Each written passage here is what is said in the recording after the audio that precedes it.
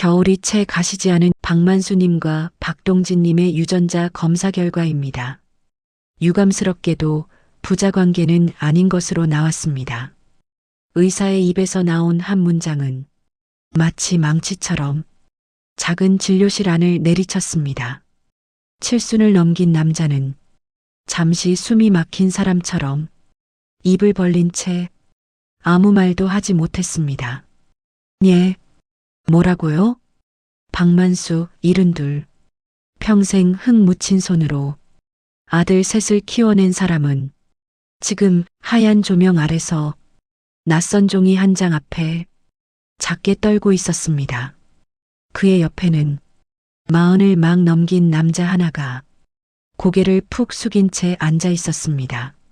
막내 아들 박동진, 만수가 내 마지막 기둥이라고 부르던 아들이었습니다. 의사는 조심스레 말을 이어갔습니다. 혹시 샘플 채취 과정에서 착오가 있었을 가능성도 있습니다만 두 분 모두 직접 오셔서 검체를 내신 만큼 다시 한번 검사를 해도 결과는 같을 확률이 높습니다. 만수는 떨리는 손으로 결과지를 받아들었습니다. 거기에는 알아보기 힘든 영어와 숫자 사이에 굵은 글씨 한 줄이 눈에 박혔습니다. 부자관계 배제. 종이가 갑자기 훅 무거워진 것 같았습니다. 눈앞 글자가 물결치듯 흔들렸습니다. 선생, 이게 무슨 소리요? 저놈이 내 배 아파 낳은 건 아니어도 내 손으로 키운 아인데. 의사는 안경을 벗고 조용히 닦았습니다. 아버님, 저도 이런 말씀드리기 어렵습니다만 검사상 나오는 유전형이 친부관계로 보기 어렵다는 뜻입니다. 다시 한번 검사를 해보실 수도 있고요. 혹시 과거에 입양이나 남의 아이를 대신 키운 일은? 만수는 그 말에 벌컥 고개를 들었습니다. 아니요. 나는 그런 적 없습니다. 저놈 태어날 때 내가 직접 산부인과 대기실에서 아무것도 못 먹고 종일 앉아 있었다니까요. 옆에서 동진의 어깨가 살짝 흔들렸습니다. 그는 한 번도 아버지를 똑바로 쳐다보지 못했습니다. 진료실 공기는 순간 더 차갑게 식어버렸습니다. 의사는 더 묻지 않았습니다. 두 분이 충분히 상의해 보시고 필요하시면 추가 상담을 도와드리겠습니다. 만수는 겨우 의자에서 일어났습니다. 무릎이 방금 전보다 분명히 더 시큰거렸지만 지금은 그냥 바닥이 푹 꺼져버린 것 같았습니다. 병원 복도는 평소와 다름없이 사람들 발걸음 소리와 차트 넘기는 소리로 분주했습니다. 하지만 만수의 귀에는 아무것도 들리지 않았습니다. 하얀 벽과 회색 바닥이 끝도 없이 이어지는 것처럼 느껴졌습니다. 아버지, 저 잠깐 밖에서 숨 좀 돌릴까요? 동진이 작게 말을 건넸습니다. 만수는 그제야 아들 얼굴을 바라봤습니다. 눈가가 벌겋게 충혈된 얼굴, 입술 안쪽은 피가 날 정도로 깨물린 흔적이 있었습니다. 그래, 나가자. 두 사람은 병원 1층 작은 휴게 공간으로 나왔습니다. 창밖으로는 늦겨울 바람이 마른 나무가지를 흔들고 있었습니다. 만수는 자동 판매기에서 따뜻한 캔 커피 2개를 뽑았습니다. 손에 쥐어지는 온기가 그래도 조금은 사람을 붙들어 두는 것 같았습니다.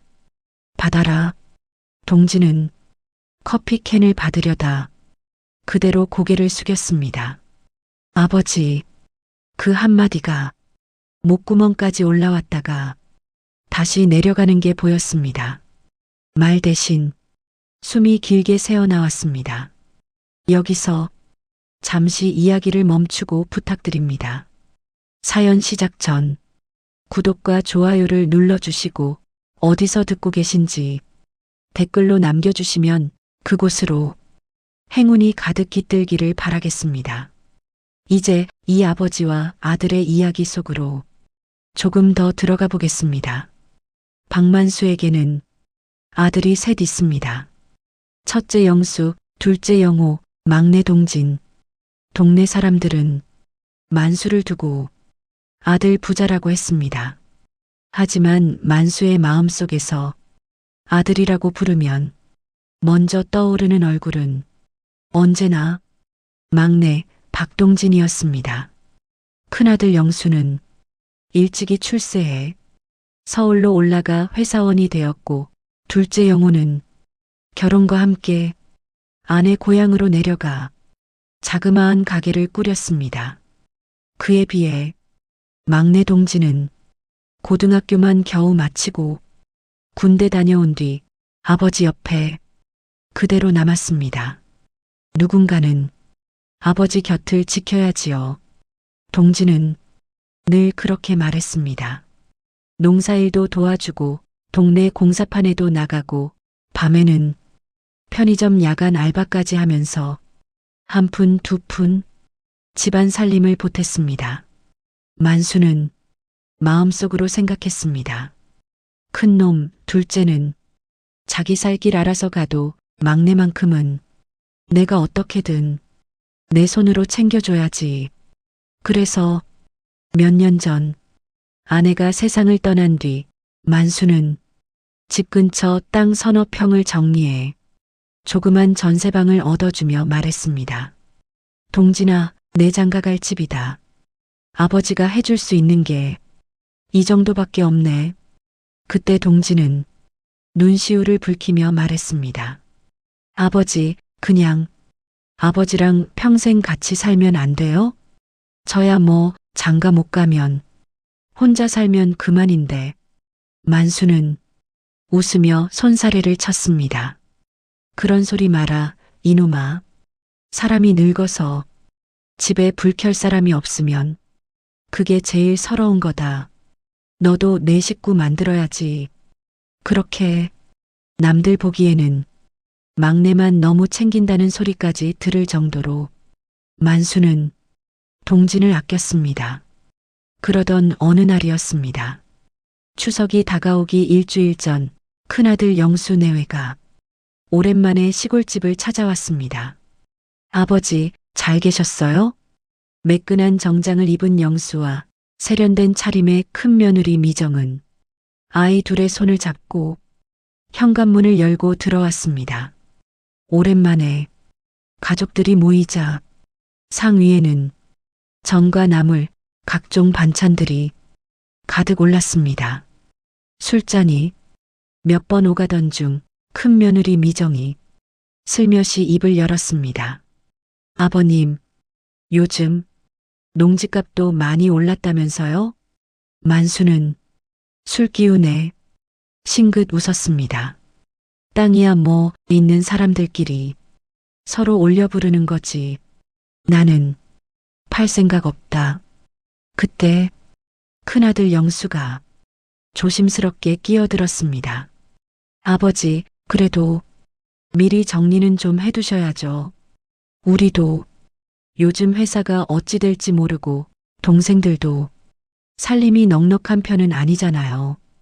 둘째도 없는 자리에서 갑자기 나온 정리 얘기에 막내 동진의 젓가락이 허공에서 멈췄습니다. 형, 그런 말은 둘째 형 올 때 같이 하는 게. 그 말이 끝나기도 전에 큰 며느리 미정이 한숨을 쉬듯 말했습니다. 아니, 나도 말하고 싶어서 말하는 게 아니라 요즘 뉴스 보세요, 아버님.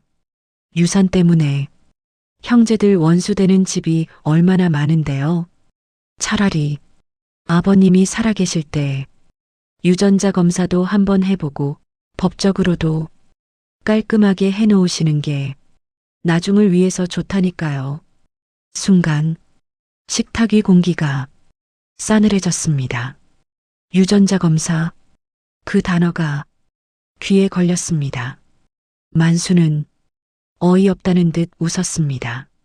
아니, 내가 낳아서 내가 키운 자식들인데 유전자를 또 뭘 검사해. 미정은 웃는 얼굴을 유지한 채 목소리를 낮췄습니다. 요즘은 혹시 모르니까요. 병원에서 바뀌었다는 경우도 있고 나중에 괜히 법적으로 시비 붙으면 그때 가서 힘들어지잖아요.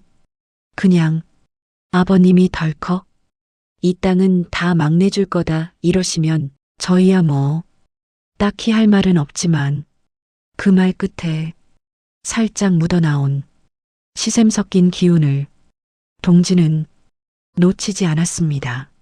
만수는 술잔을 내려놓으며 단호하게 말했습니다. 야야, 그만해라. 부모가 자식한테 땅 좀 물려준다고 해서 유전자 검사까지 해야 하는 세상이냐? 나는 그런 거 안 한다. 그날 자리만큼은 그렇게 지나갔습니다. 하지만 유전자 검사라는 말은 그날 뒤로 만수의 머릿속에서 쉽게 사라지지 않았습니다. 며칠 후 우연히 본 TV 프로그램에서 유전자 검사로 40년 만에 가족을 찾았다는 사연이 나오자 만수는 리모컨을 쥔 손에 힘이 들어갔습니다. 요즘은 피만 조금 뽑아도 다 나오는 세상이에요. 화면 속 전문가의 말이 큰 며느리 미정의 말과 겹쳐 들렸습니다. 그날 밤 방 안에서 혼자 누운 만수는 천장을 보며 생각했습니다. 나는 내 자식들 의심하는 거 죽어도 하기 싫은데 혹시라도 나중에 이놈들이 서로 싸울까봐. 그는 깊은 한숨을 내쉬었습니다. 그래, 한 번쯤은 확인해 두는 것도 나쁘지만은 않겠지. 다음 날 아침 만수는 막내 아들 동진을 불렀습니다. 동진아, 예, 아버지. 시간 나면 시내 큰 병원 한번 같이 가자. 동진은 고개를 갸웃했습니다. 어디 아픈 데 있으세요? 아픈 건 아닌데 저번에 큰 놈이 그러더라. 유전자 그 검사 한번 해보자고. 나는 어이가 없어서 웃었지만 생각해보니 나중에 니들끼리 싸울 바에는 아버지 살아있을 때 확실히 해두는 것도 나쁘지는 않겠다 싶어서. 동지는 잠시 말이 없었습니다. 그리고는 천천히 고개를 끄덕였습니다. 그래요, 아버지. 아버지가 마음이 편해지신다면 저야 뭐 얼마든지 같이 가죠. 그때만 해도 둘 다 몰랐습니다. 그 선택이 이렇게까지 가슴을 찢어 놓을 줄은. 그렇게 해서 두 사람은 버스를 2번 갈아타고 시내 종합병원을 찾아왔습니다. 낯선 접수 창구, 복잡한 대기표, 검사 동의서. 동진이 펜을 쥐고 서류를 대신 작성하는 동안 만수는 의자에 앉아 사람들 얼굴을 바라보고만 있었습니다. 아버지, 여기 사인만 하세요. 간호사가 둘의 혈액을 채취해 간 뒤 결과는 일주일 뒤에 나오고요. 그날은 2분 함께 오셔야 합니다. 라고 말했습니다. 그때까지만 해도 만수는 그저 번거로운 세상이라고만 생각했습니다. 하지만 일주일 뒤 그 번거로움은 그의 삶 전체를 흔드는 한 방의 진실이 되어 돌아왔습니다. 그리고 지금 병원 휴게실 플라스틱 의자 위에서 만수는 손에 쥔 따뜻한 커피 캔을 멍하니 바라보고 있었습니다. 동진이 입술을 달싹이며 드디어 입을 열었습니다. 아버지, 죄송합니다. 그 한마디가 떨어지는 순간 만수의 가슴 안에서 무언가가 또 한 번 쿵 하고 내려앉았습니다. 병원 휴게실 창가, 노란 조명 아래 플라스틱 의자 2개가 나란히 놓여 있었습니다. 아버지와 아들이 각각 하나씩 자리를 차지하고 앉아 있었지만 둘 사이에는 눈에 보이지 않는 커다란 금이 하나 조용히 생겨난 듯 했습니다. 아버지, 저 죄송합니다. 동진이 겨우 그 말을 꺼냈습니다. 손가락은 커피캔 표면을 계속해서 문지르고 있었고 눈은 끝내 아버지를 향하지 못했습니다. 만수는 잠시 아들을 바라보다가 눈을 돌렸습니다. 내가 뭘 잘못했는데 목소리는 생각보다도 훨씬 잠잠했습니다. 버럭 화를 내거나 손을 내리치거나 그럴 힘조차 지금은 없었습니다. 검사하자고 나선 것도 내가 아니었냐? 큰 놈이 하도 뭐라 하니 나중에 싸움 나느니 차라리 미리 하자고 한 것도 나고 동진의 어깨가 한 번 더 떨렸습니다. 그래도 어떻게 해도 아버지 피가 아니라는 게 이게 다 제 탓인 것 같아서 만수는 그제야 커피캔을 쥔 손에 힘을 주었습니다. 짧은 한마디가 허공을 잘랐습니다. 내가 언제 내 피 달라고 했냐? 내가 언제 너한테 내 피 아니면 내 자식 아니다. 그랬냐? 동진이 조심스럽게 아버지를 바라봤습니다. 만수는 눈가에 잔주름이 깊이 패인 얼굴로 창밖 어딘가를 보며 말을 이었습니다. 같이 밥 먹고, 같이 일하고, 같이 욕 먹고, 같이 웃고 울고, 그게 가족이지. 종이 쪼가리 한 장이 우리 둘을 갈라놓을 만큼 대단하다고 생각하냐? 말끝은 분명히 단단했지만 그의 눈빛은 어딘가 허공에 뜬 것처럼 흔들리고 있었습니다. 동진이 입술을 깨물었습니다. 그래도 아버지, 형님들한테도 그렇고 형놈들은 나중에 얘기하자. 지금은 너랑 나만 생각하자. 만수는 자리에서 일어났습니다. 가자. 이 병원 냄새 너무 오래 맡으니까 머리가 아프다. 집으로 돌아가는 버스 안. 창밖으로 겨울 끝자락의 들판이 빠르게 지나갔습니다. 듬성듬성 남겨진 벼 구루터기 사이로 시커먼 흙이 드러나 있었습니다. 만수는 버스 창에 머리를 기댔습니다. 창에 비친 자신의 얼굴은 며칠 사이에 훌쩍 늙어버린 사람처럼 보였습니다. 부자관계 아님 하얀 종이 위 검은 글씨가 버스 창밖 풍경 사이사이를 자꾸만 끼어들었습니다. 그는 눈을 감았습니다. 눈을 감으니 이번에는 더 오래된 장면들이 기어 나왔습니다. 30 중반의 만수, 아직은 허리가 곧게 펴져 있고 손에는 흙과 시멘트가 뒤엉켜 있었습니다. 한낮의 공사 현장, 햇볕이 머리 위에서 내리꽂고 있을 때 구멍난 작업화 안으로 모래가 자꾸만 들어오던 그런 날들. 첫째 영수가 태어났을 때 만수는 그 공사판에서 쥐꼬리만 한 일당을 모아 중고 유모차를 하나 사들고 집에 들어갔습니다. 영수야, 아버지가 이 발로 서 있어야 너 분유가 나온다.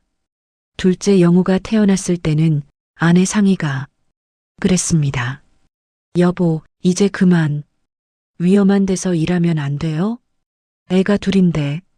하지만 만수는 고개를 저었습니다. 논밭만 가지고는 안 돼. 당장 겨울나기도 빠듯한데 내 몸이 좀 힘든 게 낫지. 애들 배고픈 꼴 나는 못 본다. 그렇게 무리하게 버티다가 어느 겨울 그만 사고가 났습니다.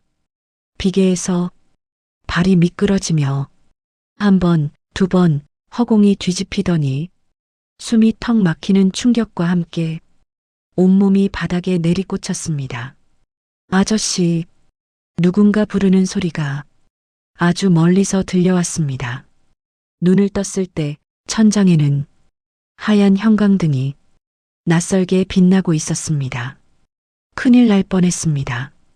척추는 기적적으로 크게 다치지 않았지만 허리뼈에 금이 갔어요.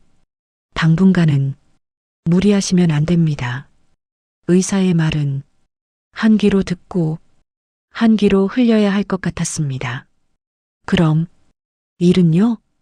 만수의 첫마디에 의사는 한숨을 쉬었습니다. 당분간 공사 현장 같은 데는 나가시면 안 됩니다. 조금만 더 나빠지면 평생 허리 못 펴고 사실 수도 있어요. 허리보다 가슴이 먼저 푹 꺼지는 소리였습니다. 그때 병실로 뛰어들어온 사람들이 첫째 영수와 둘째 영호 그리고 아내 상이었습니다. 영수는 아직 초등학교, 영호는 겨우 7살쯤이었습니다.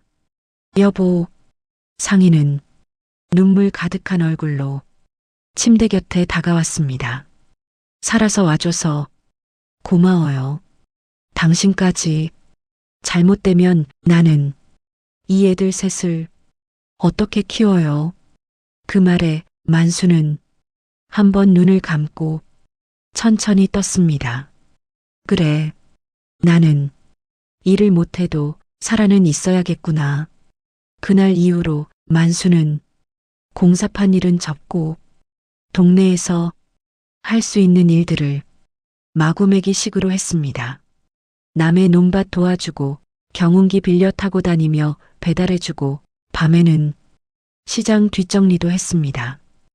허리 통증이 밤마다 찾아왔지만 그는 이를 악물었습니다. 애들이 밥 먹는 소리만 들으면 통증이 반은 줄어든다니까. 상희는 그런 남편을 보며 속으로 기도했습니다. 제발 이 사람 허리만 버텨주세요.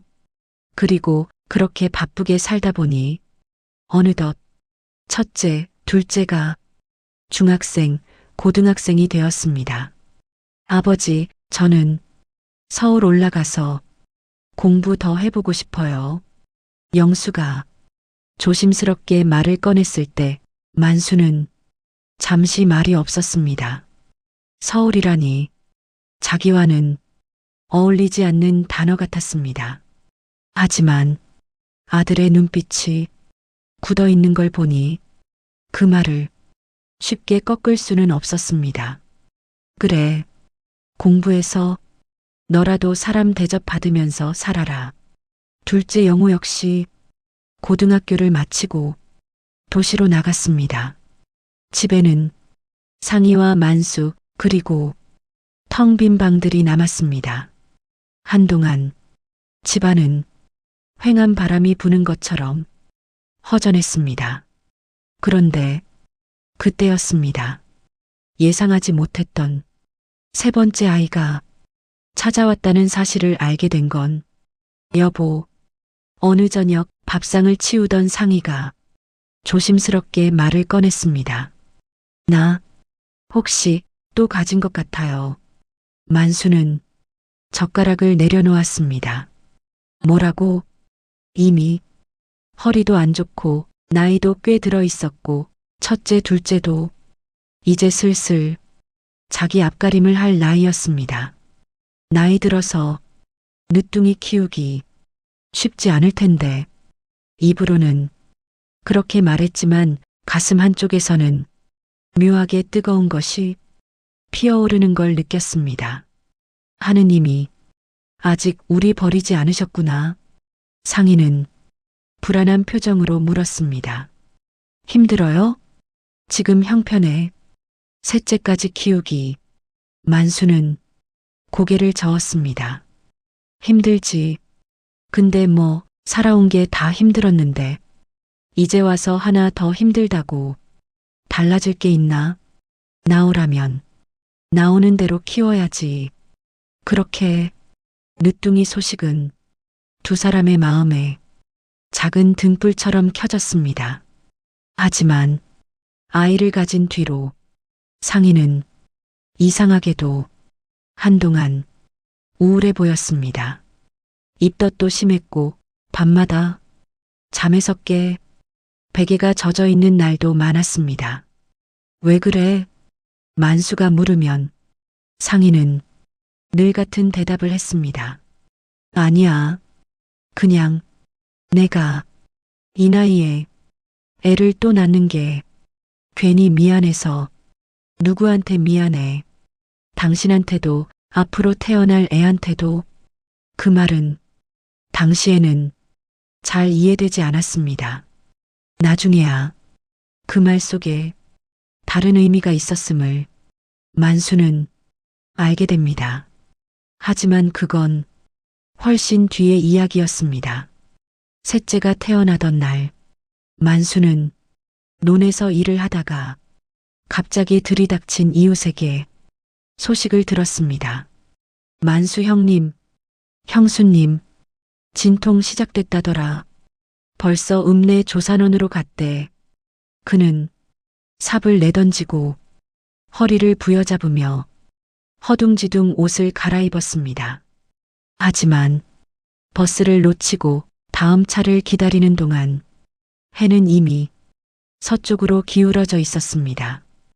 읍내 조산원에 도착했을 때 좁은 복도 끝에서 갓난아기 울음소리가 이미 들려오고 있었습니다.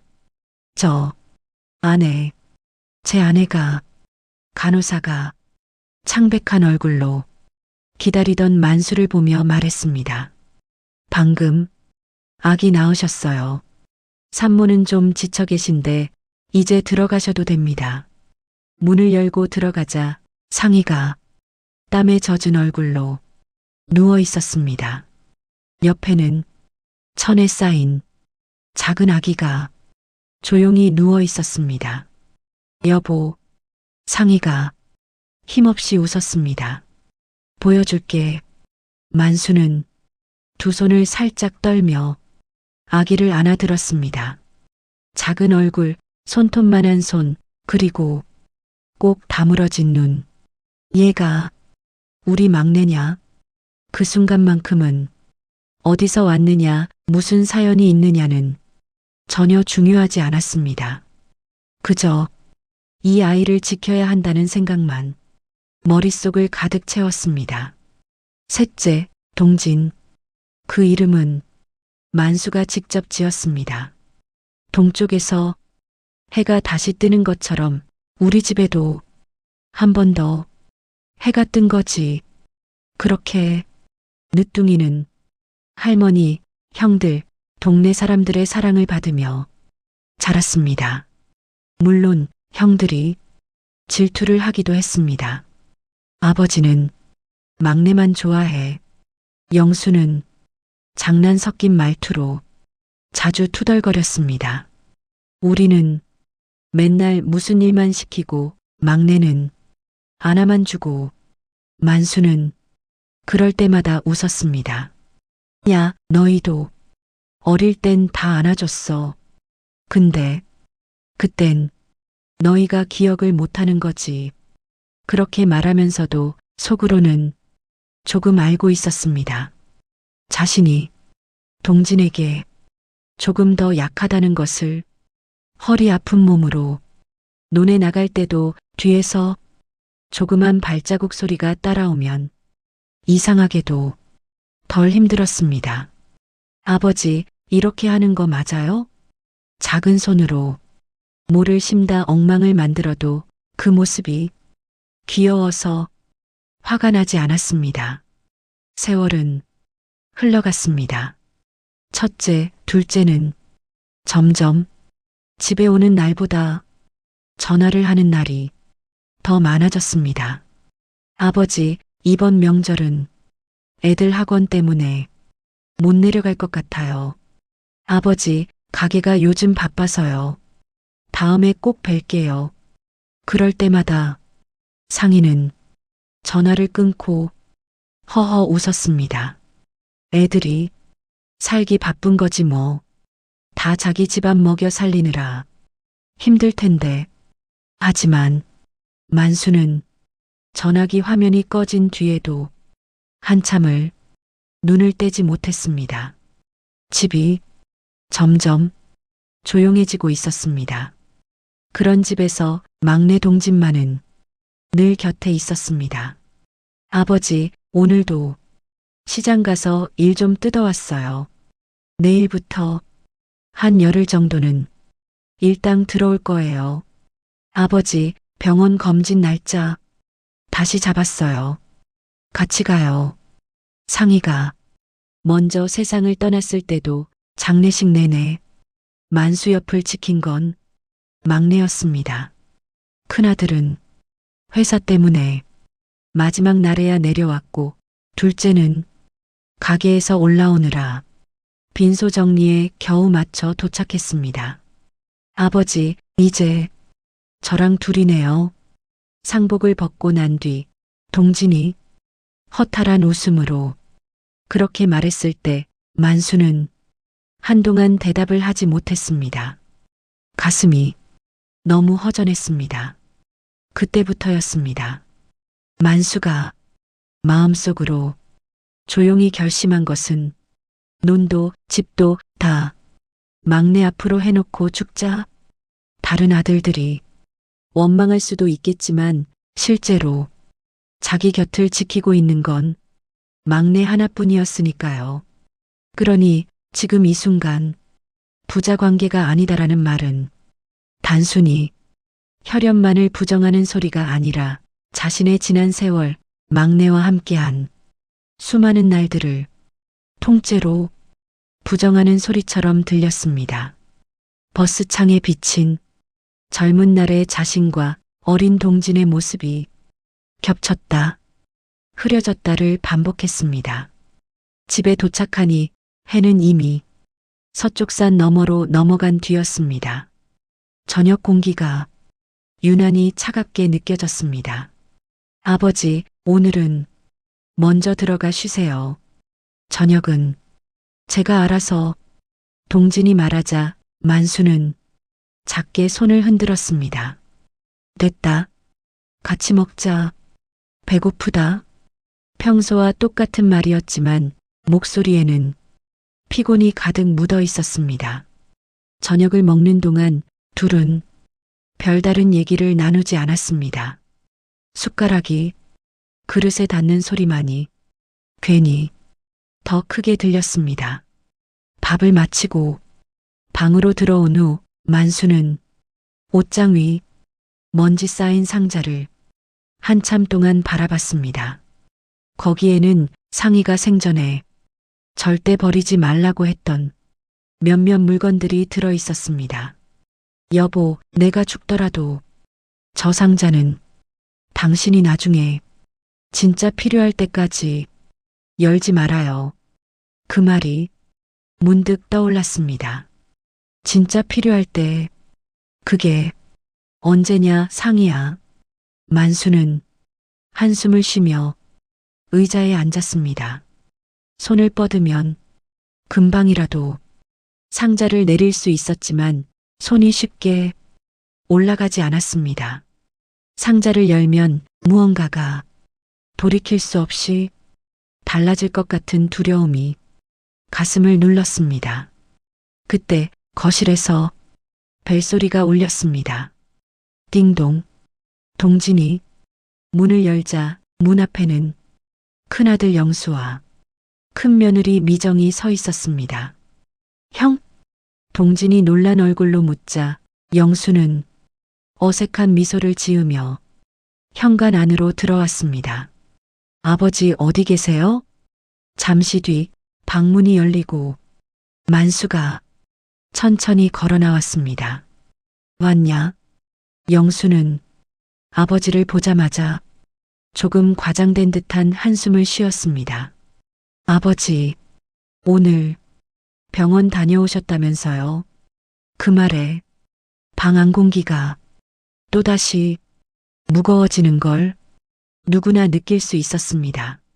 어떻게 알았냐? 아버지가 저보고 예약 좀 알아보라고 하셨잖아요. 병원에서 검사 결과 나오면 보호자 연락도 오고요. 큰 며느리 미정이 옆에서 눈을 내리깔며 말했습니다. 그래서 결과는요? 만수는 잠시 입술을 달싹이다가 조용히 대답했습니다. 부자 아니라더라. 그 한마디에 동진의 얼굴이 하얗게 질렸고 영수의 눈가에는 복잡한 빛이 스쳤습니다. 미정은 알 수 없는 표정으로 고개를 끄덕였습니다. 역시 작게 흘러나온 그 한마디가 방 안에 차갑게 가라앉았습니다. 뭐가 역시야. 만수의 목소리가 조금 낮아졌습니다. 영수는 침을 삼키며 입을 열었습니다. 아버지, 솔직히 말해요. 우리도 어릴 때부터 동네에서 소문 들었어요. 막내는 아버지 자식 아니라는 말, 어머니가 읍내서 데려왔다느니 누구 조카라느니. 그 말에 만수의 눈이 크게 떠졌습니다. 그게 무슨 소리냐? 아버지는 정말 몰랐어요? 영수의 물음은 화가 섞인 것도 아니고 억울함만 가득한 것도 아니고 그저 수십 년 동안 속을 끓여온 사람의 질문처럼 들렸습니다. 우리는 아버지가 막내만 유난히 챙기시는 거 다 이해하려고 했어요. 근데 막내가 남의 피라는 소문까지 들으면서도 아무 말 안 하고 그렇게만 굴면 우리는 뭐가 되냐고요.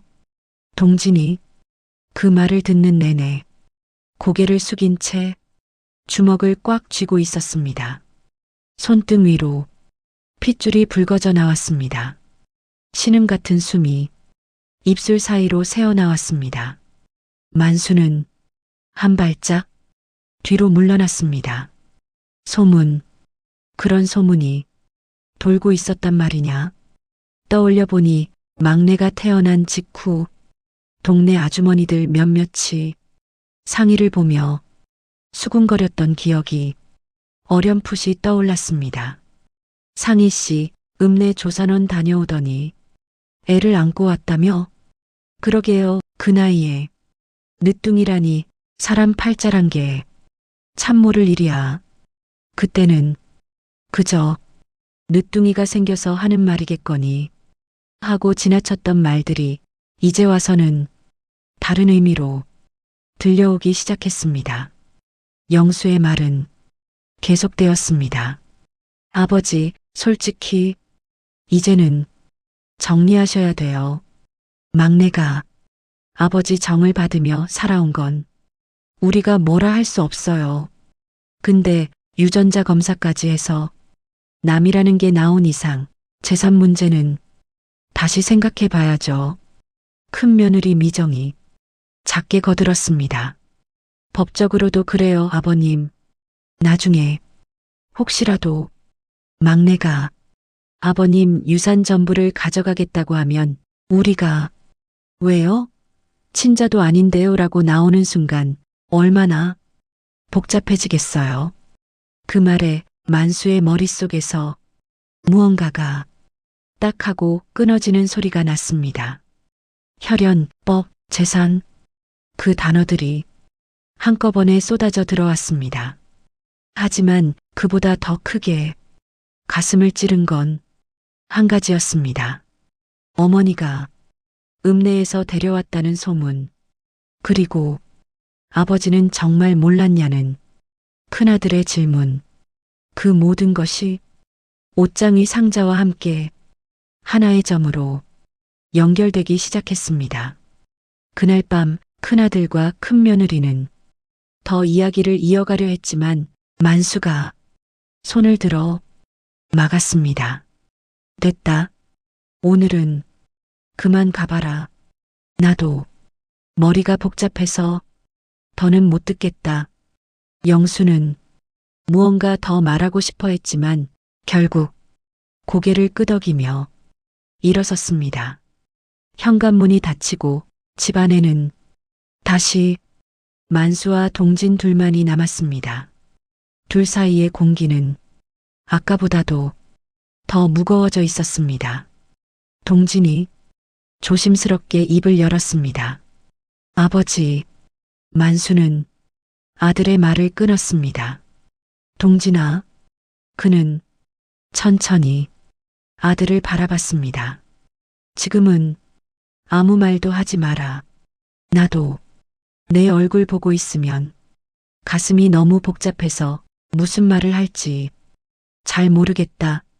그 말에는 화도 원망도 그리고 무엇보다 자신도 모르는 두려움이 섞여 있었습니다.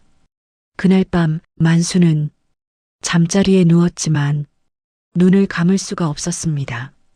천장 대신 옷장 위 상자가 계속 눈앞에 어른거렸습니다. 상희야, 너 무슨 비밀을 저 상자에 넣어둔 거냐? 그는 오랫동안 고민하다가 결국 침대에서 일어났습니다. 조심스럽게 의자를 끌어다 놓고 옷장 위 상자를 두 손으로 내렸습니다. 상자 위에는 상희의 글씨로 짧은 문장이 적혀 있었습니다. 당신이 정말로 알아야 할 때만 열어주세요. 가슴이 쿵 하고 내려앉았습니다. 만수는 한동안 상자 뚜껑 위에 손을 올린 채 움직이지 못했습니다. 그리고 마침내 결심한 사람의 손으로 천천히 뚜껑을 열었습니다. 그 안에는 화장기구 몇 개, 오래된 스카프, 그리고 봉투 하나가 조용히 놓여 있었습니다. 봉투 겉에는 또박또박한 글씨로 이렇게 적혀 있었습니다. 만수에게 내가 이 세상을 떠난 뒤에 봉투를 들고 앉아 있는 박만수의 손이 작게 떨리고 있었습니다. 방 안은 고요했습니다. 시골집 특유의 오래된 나무 냄새와 장롱에서 풍겨나오는 비누 냄새가 섞여 있었습니다. 조용한 밤 시계 초침 소리만 뚝뚝 귀에 박혔습니다. 봉투 겉에는 분명히 아내 상희의 글씨로 만수에게 내가 이 세상을 떠난 뒤에 라고 적혀 있었습니다. 만수는 목이 바짝 말라 한번 침을 삼켰습니다. 이 여자가 죽어가면서까지 무슨 말을 남기려고 손가락에 힘이 들어가자 봉투 끝이 조금 찢어졌습니다. 그는 조심조심 봉투를 열었습니다. 안에는 몇 장의 종이와 작은 비닐봉지 하나가 함께 들어 있었습니다. 비닐봉지 안에는 머리카락 몇 가닥이 고이 묶여 있었습니다. 먼저 편지를 펼쳤습니다. 얇은 종이는 세월을 버티느라 가장자리가 노랗게 변해 있었습니다. 글씨는 약간 흔들렸지만 분명 상희의 손글씨였습니다. 만수는 숨을 깊게 들이쉬고 한 줄씩 읽어나가기 시작했습니다. 만수 씨, 당신이 이 편지를 읽을 때면 나는 아마 이미 이 세상 사람이 아니겠지요. 먼저 떠나서 미안합니다. 첫 문장에서부터 가슴이 먹먹해졌습니다. 상의 특유의 말투, 만수 씨라고 부르는 호칭이 종이 위에서 살아 움직이는 것 같았습니다. 당신은 참 고생만 하고 산 사람입니다. 젊을 때부터 허리 다치고 동네 사람들 일은 다 떠맡아 해주고 집에서는 애새 키우느라 평생 편히 누워본 날이 얼마나 되겠습니까? 나는 그 옆에서 밥이나 해주고 잔소리나 하면서 나름대로 좋은 아내라고 스스로 위로하며 살았습니다. 만수의 입가에 쓴웃음이 스쳤습니다. 좋았지. 그게 뭐가 나빠. 입 밖으로 나오지 못한 말이 가슴속에서만 맴돌았습니다. 편지는 조금씩 다른 쪽으로 향하고 있었습니다. 만수 씨, 셋째, 동진이 이야기를 해야 할 때가 된 것 같네요. 그 한 줄에서 만수의 눈빛이 딱 하고 굳었습니다. 손에 쥔 편지가 조금 구겨졌습니다. 당신은 동진이를 늦게 온 해님이라고 불렀지요. 허리 다치고 일 못하게 됐을 때 세상이 다 끝난 것 같아 나도 같이 깊은 우물 속에 빠져 있었는데 그때 동진이가 제 품에 왔습니다. 제 품에 왔다.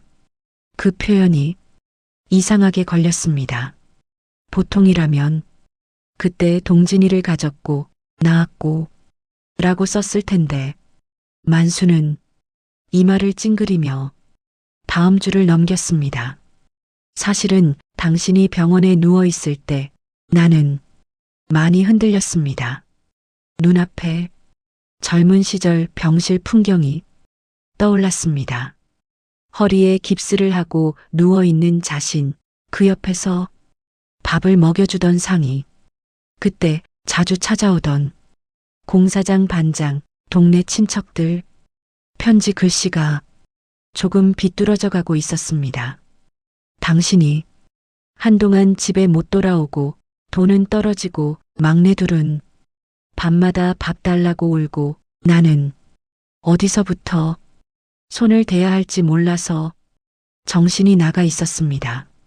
그때 어리석게도 나를 위로해 준다는 사람의 손을 한번 놓치지 못했습니다. 만수의 손이 굳어졌습니다. 한번 단어 하나가 머리를 세게 때렸습니다. 손끝이 차갑게 식어갔습니다. 그 일은 지워버리려고 해도 평생 내 가슴을 찔러왔습니다. 욕을 먹어도 싼 일이고 당신이 나를 평생 미워해도 할 말 없는 일입니다.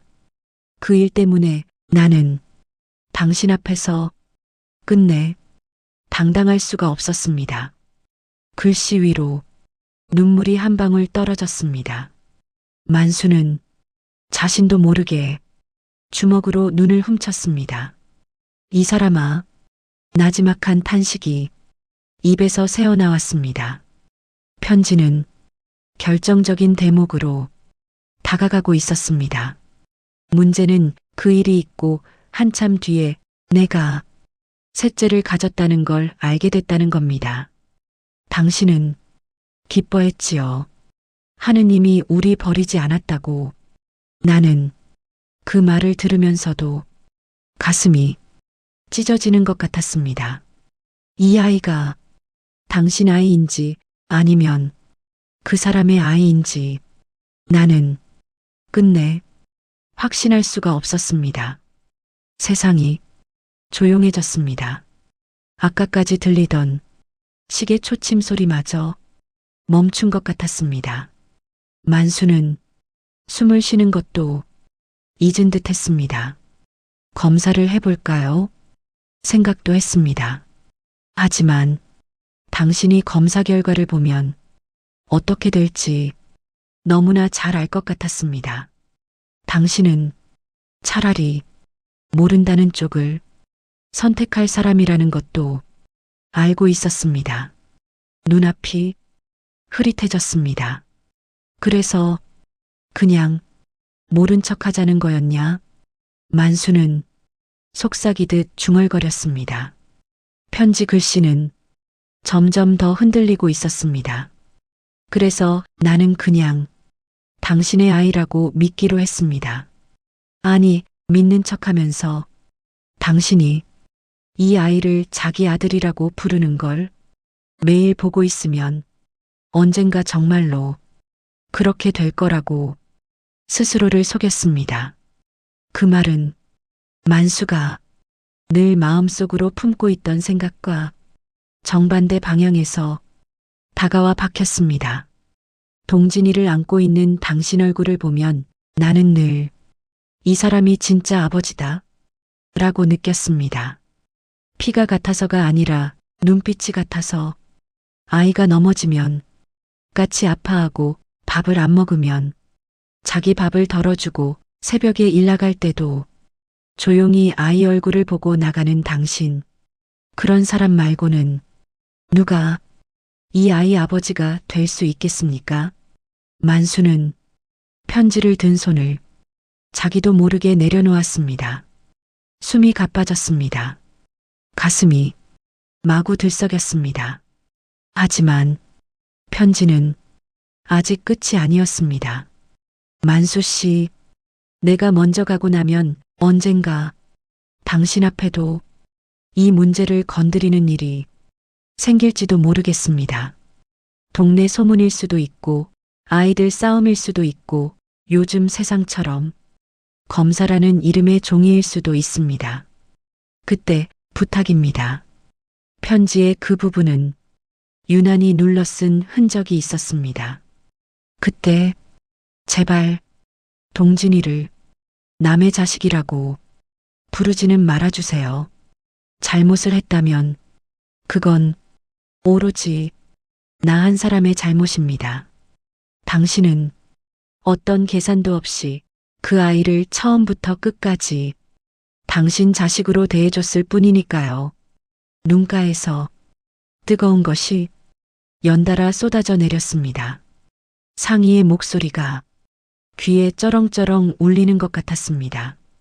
혹시 당신이 너무 힘들고 진짜 진실이 궁금해지면 이 편지 봉투 안에 있는 머리카락을 동진이 피랑 같이 가지고 가서 검사를 해보세요. 나와 이 아이가 어떤 관계인지 그때 가서라도 확인해 보세요. 결과가 어찌 나오든 부탁 한 가지만 기억해 주세요. 당신은 한 번도 나쁜 아버지가 아니었다는 것. 그리고 내가 평생 가장 미안했던 사람도 가장 고마웠던 사람도 다른 누구 아닌 당신이었다는 것. 편지는 거기서 끝나 있었습니다. 방 안에 긴 침묵이 이어졌습니다. 만수는 눈을 감은 채 한참 동안 움직이지 않았습니다. 머릿속에서는 물속에 가라앉은 돌들이 하나씩 들려 올라오는 것 같았습니다. 허리 다치고 병실에 누워있던 날들, 상희가 밤마다 몰래 베개를 적시던 시간들, 막내가 태어나던 날, 당신 닮았네라며 웃던 상희의 얼굴, 그 모든 것이 다른 색깔로 다시 보이기 시작했습니다. 이 여자가 이렇게까지 혼자 끌어안고 살았단 말이냐. 만수의 목소리가 갈라졌습니다. 분노, 배신감, 미안함, 고마움, 서로 다른 감정들이 엉켜 올라왔습니다. 그때 문 밖에서 살짝 삐걱거리는 소리가 났습니다. 누군가 현관 쪽에서 발만 동동 구르고 있는 기척이었습니다. 누구냐? 만수가 문을 열자 동진이 거실 한가운데 어정쩡하게 서 있었습니다. 아버지, 저 물 좀 마시러 나왔다가 목소리가 어색하게 떨렸습니다. 눈가가 빨갛게 물들어 있었습니다. 분명 편지를 읽는 동안 문틈 사이로 몇 마디는 들었을 겁니다. 만수는 잠시 아들을 바라보았습니다. 편지 속 제발 동진이를 남의 자식이라고 부르지는 말라는 문장이 머릿속을 맴돌았습니다. 들었냐? 조용한 물음에 동진은 입술을 깨물며 고개를 끄덕였습니다. 어느 정도 대충 말끝이 흐려졌습니다. 어머니가 저 때문에 그렇게 힘들어 하셨다는 것도, 제가 아버지 피가 아닐 수도 있다는 것도 동진의 눈에서 눈물이 흘러내렸습니다. 그래서 오늘 병원에서 결과 듣고 저 거의 알겠더라고요. 유전자 검사 결과가 틀린 게 아니라는 걸. 만수는 가슴이 조여들었습니다. 야, 이놈아. 목소리가 저절로 커졌습니다. 내가 뭘 알긴 알아. 그때 너 있었냐? 내 엄마 마음속이 어땠는지 내가 어떻게 알아? 동지는 깜짝 놀라 뒤로 물러섰습니다. 평생 거의 화를 내지 않던 아버지였습니다. 그런 아버지가 이렇게 목소리를 높이는 걸 처음 보는 듯 했습니다. 만수의 손이 허공에서 움찔거렸지만 끝내 내려오지 않았습니다. 그는 숨을 몇 번 몰아쉬고 나서야 조금 낮은 목소리로 말을 이었습니다. 내가 무슨 잘못이 있다고, 내가 뭘 잘못했다고 자꾸 죄송하다고 하냐? 동진의 눈동자가 또다시 흔들렸습니다. 그래도 저 때문에 형님들이랑 싸우실 거고, 저 때문에 아버지 인생이. 그만해라. 만수가 손을 들어 말을 잘랐습니다. 너는 태어날 때 나 좀 태어나게 해주세요. 허락 받고 나온 거 아니잖아. 어른들이 저마다 사정이 있으니까 이렇게 된 거지. 내가 선택한 게 뭐가 있다고. 맨날 혼자 죄를 뒤집었어.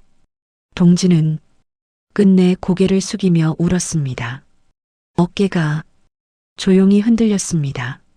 만수는 그 모습을 보다가 천천히 손을 내밀었습니다. 이리 와라. 동지는 잠시 망설이다가 작은 아이처럼 아버지 품으로 다가갔습니다. 70이 넘은 아버지와 40이 넘은 아들이었지만 그 순간만큼은 마치 다시 어린아이 때로 돌아간 것 같았습니다. 만수는 아들의 등을 툭툭 두드리며 말했습니다. 내 엄마 죄는 나중에 지가 하느님 앞에 가서 다 계산할 거다. 내 죄도 그렇고, 근데 그 두 사람 죄를 너는 짐지려고 들지 마라. 알겠냐? 동지는 아버지 가슴에 얼굴을 파묻은 채 연신 고개를 끄덕였습니다. 잠시 후 두 사람은 거실로 나와 마주 앉았습니다. 상자 안에서 아직 꺼내지 않은 작은 비닐봉지가 탁자 위에 놓였습니다. 만수가 그것을 집어들었습니다. 이게 뭐 같냐? 머리카락? 같은데요? 내 엄마 머리카락이다. 유서에 이렇게 써놨다. 만수는 편지의 마지막 부분을 소리내어 읽었습니다. 혹시 진짜 진실이 필요해지면 이 머리카락이랑 동진이 피랑같이 들고 가서 검사해보라고. 동진은 숨을 삼켰습니다. 어머니, 그래. 내 엄마가 마지막까지도 내가 상처받을까봐 이렇게 준비를 해놓았다. 만수는 비닐봉지를 손바닥 위에 올려놓고 말했습니다. 나는 사실 진실 같은 거 알고 싶지 않았다. 그냥 우리 막내라고만 부르고 죽을 때까지 갈 생각이었다. 그는 잠시 말을 멈추고 아들을 바라보았습니다. 근데 이제는 모른 척만 하고 있을 수가 없다. 내 형들도 소문을 들었다느니 유전자 검사 어쩌고 난리를 치고 내 마음속에서도 계속 뭔가가 들쑤셔대니 동지는 작게 고개를 끄덕였습니다. 아버지, 저는 검사 안 해도 됩니다. 어머니가 누구든 아버지가 누구든 저한테는 아버지가 딱 한 분이니까요. 만수는 그 말을 듣고 잠시 눈을 감았다가 떠봤습니다. 그럼 너는 괜찮을지 모르지. 근데 세상이 가만히 안 둘 거다. 지금도 형놈들 눈빛이 막내는 남이다. 그렇게 말하고 있지 않냐? 그 말에 동지는 입술을 깨물었습니다.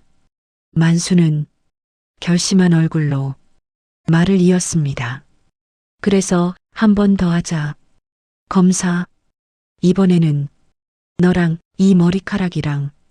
그 말은 단순히 피를 따지는 검사가 아니라 상의가 남기고 간 마지막 부탁을 직접 확인하러 가겠다는 결심이기도 했습니다. 다음 날 만수는 큰아들 영수에게 전화를 걸었습니다. 영수야, 내일 너도 같이 병원 가자. 영수는 뜻밖이라는 듯 물었습니다. 또요? 무슨 일인데요? 어제 검사한 건 나랑 동진이 사이만 본 거고 이번에는 다른 걸 볼 거다. 너도 와서 결과를 같이 봐라. 나중에 말 나오는 거 난 더는 못 견디겠다. 영수는 잠시 침묵하다가 대답했습니다. 알겠습니다, 아버지. 내일 회사에 말하고 시간 빼볼게요. 전화를 끊고 나서도 만수의 손에는 아직 떨림이 남아 있었습니다. 탁자 위에는 편지와 머리카락이 든 비닐봉지, 그리고 전날 병원에서 받은 부자관계 배제라는 결과지가 나란히 놓여 있었습니다. 세 장의 종이는 각기 다른 말을 하고 있었지만 모두 한 사람의 인생과 한 가족의 마음을 송두리째 흔들고 있었습니다. 병원 검사 예약을 마치고 돌아온 그날 밤 만수는 편지를 다시 한번 읽었습니다. 당신은 한 번도 나쁜 아버지가 아니었다. 그 문장을 읽는 순간 목 안쪽에서 무언가가 울컥 치솟았습니다. 그래, 상희야. 나도 한 번은 제대로 아버지 노릇해 볼란다. 그는 작게 중얼거렸습니다. 이번에는 혈연이 아니라 눈앞에 살아있는 아들에게 어떤 아버지가 될 것인지 자신이 선택해야 할 차례였습니다. 다음 날 아침 시내 병원 앞에는 어제보다 더 차가운 바람이 불고 있었습니다. 회색 하늘 아래 박만수와 막내 아들 동진 그리고 첫째 영수가 나란히 서 있었습니다. 아버지, 제가 접수는 해둘게요. 영수가 나서서 진료 접수 창구로 향했습니다. 평소 같았으면 만수는 괜찮다, 내가 할 수 있다 며 손을 저었겠지만 오늘은 그 말이 입 밖으로 나오지 않았습니다. 손에는 작은 비닐봉지 하나와 어젯밤 읽어내려간 편지가 접힌 채 쥐어져 있었습니다.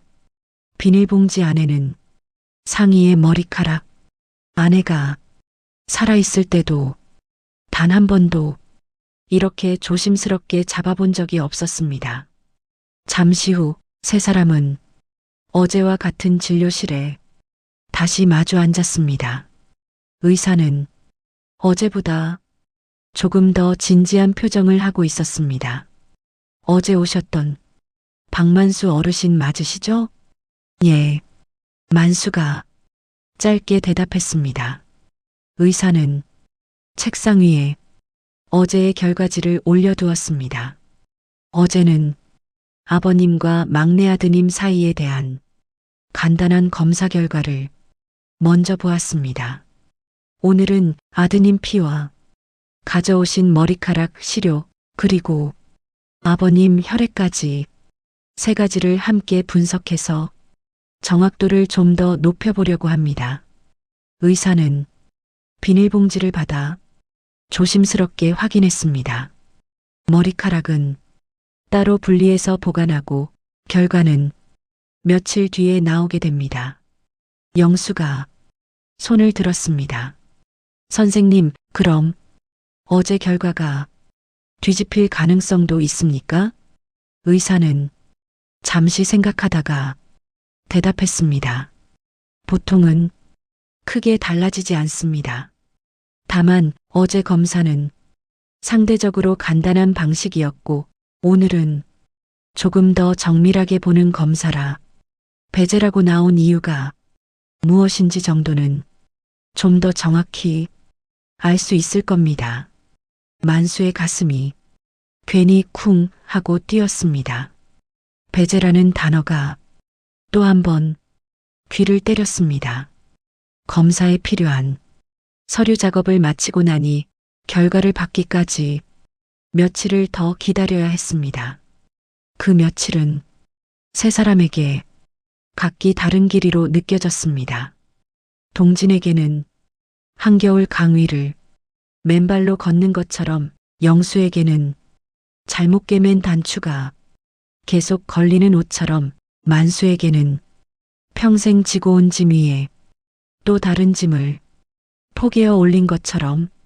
드디어 며칠 뒤 다시 병원. 이번에는 둘째 영호도 멀리서 급히 올라와 있었습니다. 아버지, 저도 이건 같이 들어야 할 것 같아서요. 영호는 조심스레 아버지 앞에 앉았습니다. 네 남자가 작은 진료실 안에 모두 모였습니다. 의사는 몇 장의 종이를 차례로 펼쳐 놓았습니다. 결과가 나왔습니다. 먼저 머리카락 시료와 막내 아드님 혈액에 대한 결과부터 말씀드릴게요. 진료실 안공기가 순간 무겁게 가라앉았습니다. 만수의 손이 무릎 위에서 꼭 쥐어졌습니다.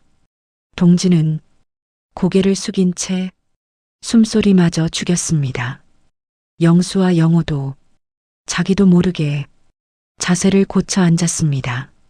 결론부터 말씀드리면 머리카락의 유전 정보와 막내 아드님 유전 정보는 모자 관계에 충분히 부합합니다. 의사는 명확하게 말했습니다. 다시 말해 머리카락의 주인, 그러니까 조상애님과 박동진 씨는 생물학적으로 어머니와 아들 관계가 맞습니다. 그 말에 동진의 어깨가 작게 들썩였습니다. 눈가에 금방이라도 눈물이 맺혀 터질 것 같았습니다. 만수 역시 눈을 감았다 떴습니다. 그래, 그래도 상의 피는 확실히 흐르는구나. 어떤 의미에서는 당연한 결과였지만 또 한편으로는 상의가 남긴 편지와 그녀의 죄책감이 조금은 위로받는 것 같아 가슴이 쓰리면서도 안도감이 밀려왔습니다. 그럼 문제는 아버님과의 관계겠네요. 의사는 다음 장을 펼쳤습니다. 이 부분이 조금 복잡합니다. 첫 검사에서는 부자관계 배제라고 나왔는데요. 그게 왜 그렇게 나왔는지 다시 확인하느라 시간이 조금 더 걸렸습니다. 세 쌍의 눈이 의사를 향했습니다. 이번에는 아버님, 어머님, 아드님 세 분의 유전형을 함께 비교해 봤습니다. 그 결과 의사는 잠시 말을 멈추고 종이를 다듬었습니다. 아버님과 아드님의 유전형은 단독 검사 결과만 봤을 때는 부자 관계가 아닐 가능성이 높게 나왔습니다. 하지만 어머님의 유전형을 같이 대입해 보니 아버님 쪽에서 한두 군데 좀 특이한 패턴이 발견됐습니다. 특이한 패턴이요? 영수가 어리둥절한 표정으로 되물었습니다. 의사는 조금 풀어서 설명했습니다. 쉽게 말해서 박만수 어르신의 유전자 일부가 보통 사람들하고 조금 다른 방식으로 표현된 부분이 있습니다. 그래서 첫 번째 간이 검사에서는 그 부분이 부모와 자식이 다르다는 쪽으로 판단됐던 겁니다. 하지만 어머님의 유전 정보를 같이 넣고 보니까 세 사람의 유전형이 연결되는 모양이 분명히 부모 마이너스 자녀 관계에 해당합니다. 만수의 눈이 커졌습니다. 그게 무슨 말이요? 의사는 조금 웃으며 말했습니다. 간단히 말하면 아버님도 막내 아드님도 둘 다 조상의 생물학적인 아들입니다. 첫 번째 검사 결과는 어르신 유전자 특성 때문에 생긴 오판에 가깝고요. 진료실 안공기에서 무언가가 와르르 무너져 내리는 소리가 나는 것 같았습니다. 영수는 자리에서 벌떡 일어날 뻔하다가 겨우 몸을 잡았습니다. 영우는 멍한 얼굴로 의사를 보다가 천천히 아버지와 동생을 번갈아 바라봤습니다. 동지는 고개를 들지 못한 채 입을 틀어막았습니다.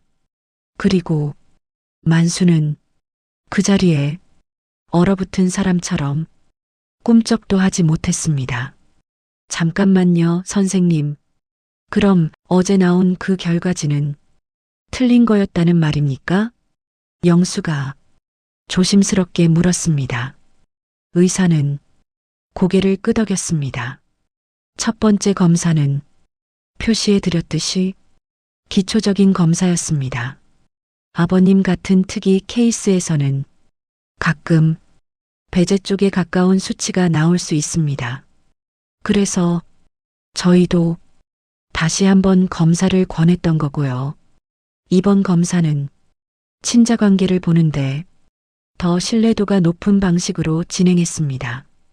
그 결과 박만수 어르신과 박동진 씨는 분명히 부자 관계입니다. 의사는 한마디를 더 보탰습니다.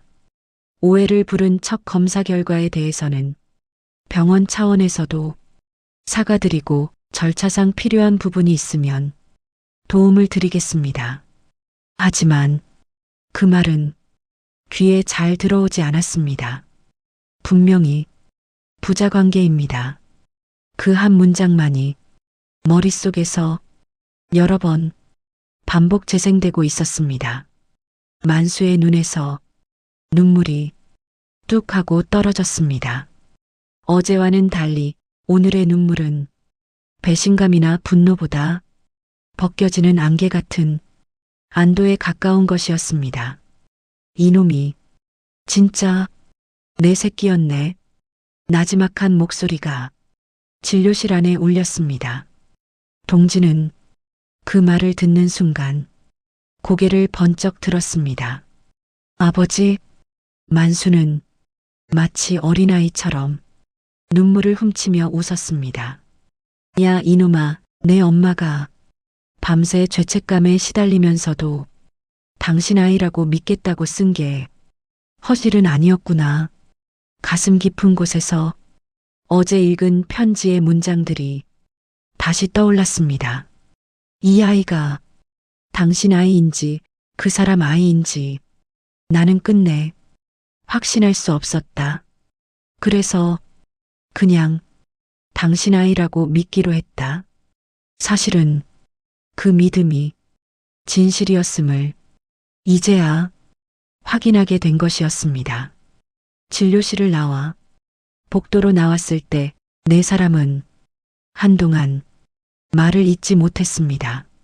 벽에 기대어 서 있다가 먼저 입을 연 건 둘째 영호였습니다. 막내야. 그는 한 걸음 다가가 동생 어깨를 툭 쳤습니다. 미안하다. 짧은 말 한마디였지만 그 안에 담긴 수십 년의 서운함과 오해, 그리고 어제 저녁 큰형과 함께 쏟아냈던 의심들이 한꺼번에 실려 있었습니다. 동지는 고개를 가로저었습니다. 형들이 뭐가 잘못이에요? 다들 저 때문에. 야, 임마. 이번에는 영수가 나섰습니다. 우리가 틀렸지. 우리가 피가 어떻고 법이 어떻고 그런 소리 할 때 아니었는데. 그는 숨을 깊게 들이쉬었습니다. 솔직히 말할게. 아버지가 논이랑 집을 다 내 이름으로 해주실까봐 괜히 유전자 검사 소리 꺼낸 것도 있다. 그게 제일 큰 이유였다. 말하고 나서 영수는 스스로도 부끄러운지 고개를 숙였습니다. 그런데 오늘 결과 듣고 보니까 내가 제일 남 같더라. 아버지 옆에 있어준 것도 아니고 전화 한 통 하면서 회사 바쁘다는 말만 했으니 만수는 조용히 두 아들을 바라보았습니다. 됐다. 그는 짧게 말했습니다. 사람이 살다 보면 욕심도 나고 눈이 먼 적도 있고 다 그런 거다. 오늘부터라도 제대로 보면 된다. 그 말에 영수의 눈에도 물이 맺혔습니다. 아버지, 네 사람은 병원 앞 작은 식당에 들어가 국밥을 시켰습니다. 뜨거운 국물에서 김이 모락모락 올라왔습니다. 오랜만입니다. 아버지와 아들 셋이 한 상에 둘러앉아 밥을 먹는 건 숟가락이 그릇을 두드리는 소리와 짧은 한숨 섞인 웃음들이 조금씩 자리를 채워갔습니다. 한참을 먹다가 만수가 숟가락을 내려놓으며 말했습니다. 내가 할 말이 있다. 세 아들의 시선이 아버지에게로 쏠렸습니다. 유전자 검사 결과가 어떻든 간에 사실 나는 이미 마음속으로 답을 정해놓고 있었다. 영수와 영호, 동진이 놀란 눈으로 아버지를 바라봤습니다. 어제 상의 편지를 읽었다. 너희 어머니가 평생 혼자 끌어안고 산 일이 어떤 거였는지. 만수의 목소리는 조금 떨렸지만 한 단어 한 단어 분명했습니다. 그걸 읽으면서 나는 설령 동진이가 남의 피라고 해도 나는 이놈을 끝까지 내 자식으로 안고 가야겠다. 결심했다. 잠시 정적이 흘렀습니다. 왜냐면 내가 그동안 살아온 날들 가운데 가장 힘이 됐던 건 내 피냐 남 피냐가 아니라 아침에 같이 밥 먹어주는 놈, 논에 같이 나가줘서 허리 아프다고 9분 허리 펴줬던 놈, 병원 같이 와준 놈이었으니까. 그게 동진이었으니까. 동진의 눈에서 눈물이 주르륵 흘러내렸습니다. 영수와 영호도 고개를 숙였습니다. 피가 어쩌고 하는 소리는 나중에 장부 정리할 때나 쓰는 말이지 사람 가슴에 대고 쓸 말은 아니다. 만수는 단호하게 말했습니다. 오늘 검사 결과가 어찌 나왔든 나는 같은 말을 할 거였다. 막내는 내 아들이다. 그걸로 끝이다. 식당 안 공기가 먹먹해졌습니다. 세 아들은 각기 다른 이유로 같은 눈물을 흘리고 있었습니다. 집으로 돌아온 그날 저녁 만수는 오랜만에 작은 장롱 앞에 앉았습니다. 서랍을 열어 묵직한 서류 봉투 하나를 꺼냈습니다. 봉투 겉에는 유언장이라고 또박또박 쓰여 있었습니다. 아버지, 그건 영수가 조심스럽게 물었습니다. 전에 써놨던 거다. 오늘 조금만 고쳐 쓰려고 한다. 만수는 볼펜을 쥐고 천천히 입을 열었습니다. 노는 동네랑 붙어 있는 밭까지 합쳐서 셋이 같이 가져라. 다만 누가 더 가져가네 마네. 싸움 나면 다 팔아서 기부해버려라. 세 아들이 동시에 고개를 들었습니다. 집은 내가 죽을 때까지는 내 이름으로 놔두고 그 뒤에는 동진이에게 준다. 영수가 입을 열려다 다시 닫았습니다. 영호가 조용히 물었습니다. 막내, 혼자 살기엔 집이 크지 않습니까, 아버지? 만수는 고개를 저었습니다. 혼자 안 산다. 나도 거기 같이 있을 거다. 그 말에 모두가 웃음을 터뜨릴 수밖에 없었습니다. 그리고 너희 둘이 마음이 조금이라도 걸리면 나중에 각자 형편되는 대로 막내한테 조금씩 도와줄 생각을 해라. 나는 그 정도만 바란다. 영수와 영호는 말없이 고개를 끄덕였습니다. 처음 검사를 꺼냈을 때와는 전혀 다른 마음이었습니다. 이제는 누가 더 가져가느냐보다 어떻게 해야 아버지의 마음을 덜 아프게 할 수 있을까를 먼저 생각하는 자리였습니다. 시간은 그 뒤로도 흘러갔습니다. 봄이 오고 논에 물이 들어차고 모내기철이 다가왔습니다. 올해는 오랜만에 세 아들이 모두 논에 나와 함께 모를 심었습니다. 영수는 양복바지 대신 작업복을 입고 영호는 가게에서 쓰던 장갑을 끼고 동지는 예전처럼 맨발로 논을 걸었습니다. 논두렁에 앉아 만수는 그 모습을 지켜보고 있었습니다. 아버지, 이렇게 셋이 나와 일하는 거 언제 봤어요? 영호가 허리를 펴며 웃었습니다. 그때는 형님 대학 간다고 돈 벌어야 된다고 맨날 엇갈려 있었는데 영수도 웃으며 말했습니다. 그러게 말이다. 그때 내가 조금만 덜 욕심냈으면 아버지 허리도 덜 상하셨을 텐데. 동진이 그들의 이야기를 듣고 슬쩍 웃었습니다. 이제라도 같이 있으니까 좋네요. 논일이 이렇게 재밌는 줄 예전에는 몰랐는데. 만수는 그 말을 듣고 작게 대답했습니다. 재밌긴 뭐가 재밌냐? 허리 부서지게 아픈 일을. 그러면서도 입가에서는 미소가 떠나지 않았습니다. 해가 지고 집 마당에는 고기 굽는 냄새가 퍼졌습니다. 새 아들과 손주들까지 모두 둘러앉아 고기를 집어먹으며 웃고 떠들었습니다. 손주들이 할아버지 옆에 앉아 말을 걸었습니다. 할아버지, 아빠 어렸을 때는 어땠어요? 손주가 묻자 만수는 새 아들을 번갈아 보며 웃었습니다. 큰 놈은 맨날 공부한다고 도망다니고, 둘째는 맨날 친구들이랑 싸움질하고, 막내는 그는 살짝 멈추었다가 말했습니다. 막내는 맨날 아버지 따라다니기 바빴지. 동진이 멋쩍게 웃었습니다. 그때는 아버지가 멋져 보였으니까요. 지금은? 영수가 슬쩍 묻자 동진은 상큼하게 대답했습니다. 지금은 더 멋지죠. 그 말에 식탁 주변에서 웃음이 터졌습니다. 만수는 그 웃음소리 속에서 조용히 하늘을 올려다보았습니다.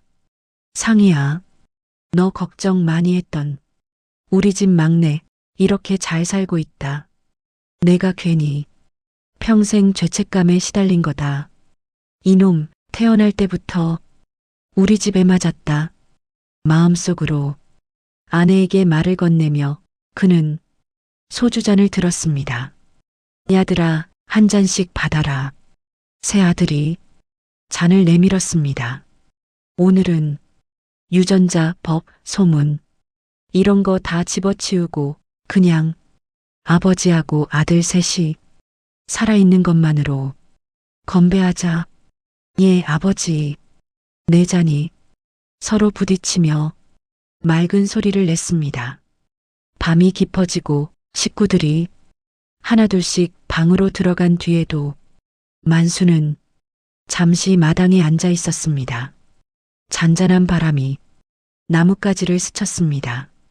집안에서는 손주들 웃는 소리와 부엌에서 나는 접시 부딪히는 소리가 희미하게 흘러나왔습니다.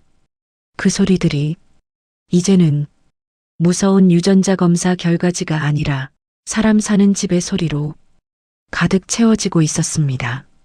이 이야기를 듣고 계신 당신께 이제 조금은 진솔한 말을 전하고 싶습니다.